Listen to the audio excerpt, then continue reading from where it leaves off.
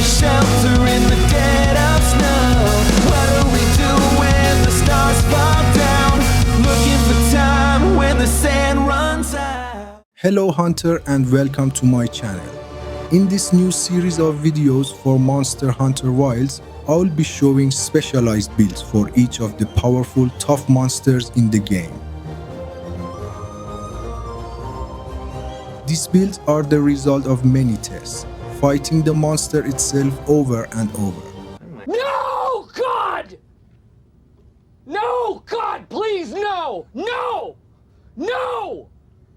No! In each video, I will be covering one of 5 weapons out of the 14 available in the game: longsword, dual blades, charge blade, lance, and switch axe, the ones I've played with the most. The first weapon is the dual blades, and the first monster is Arch Tempered Uth Duna. As you know, this monster is more weak to lightning than any other elemental damage.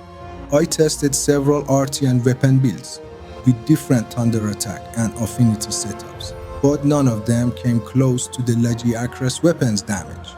The uniquest skill of this weapon is Convert Thunder Resistance.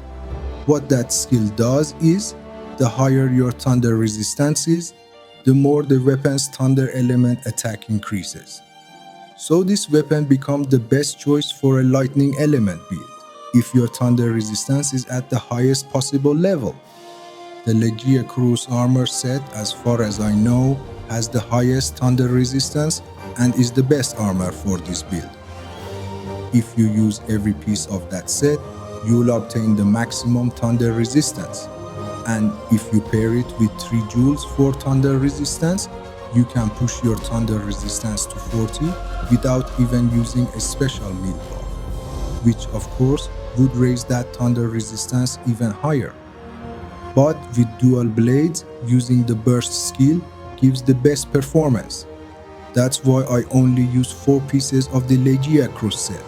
And for the headpiece, I went with the Udra Mayhem Gamma, which grants 3 levels of burst and provides 3 level 1 slots. From those slots, you can equip 3 thunder resistance jewels. Using 4 Legiacrus pieces activates the set bonus Adds Your Bolt 2, which not only greatly increases your thunder damage, but also extends the duration of affinities gained from other skills. And it stacks very well with the Legiacrus weapon's unique skill. As you can see, regardless of charm you're using, this set, with the jewels I chose, gives you 5 levels of weakness exploit, 4 levels of burst as your main skills for increasing damage and affinity. Alongside that, you can use 3 levels of part breaker in this set, or instead you could go with skills like maximum might, earplugs, evade window, evade extender, resentment, or peak performance. 3 levels of thunder resistance are absolutely necessary for this build.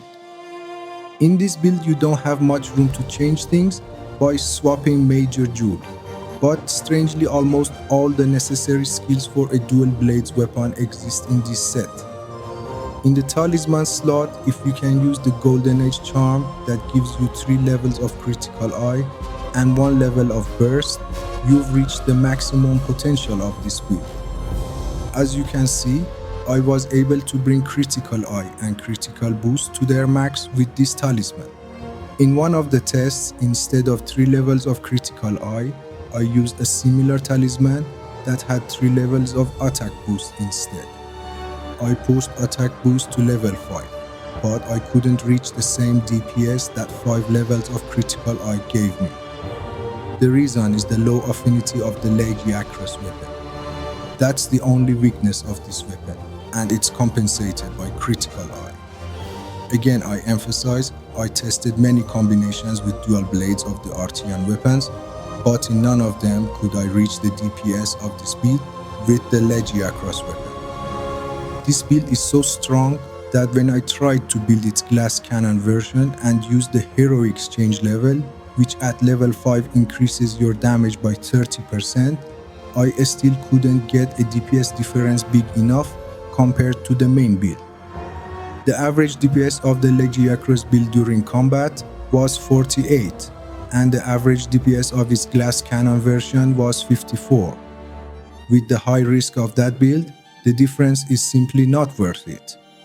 For meals, as always, I used my favorite combo.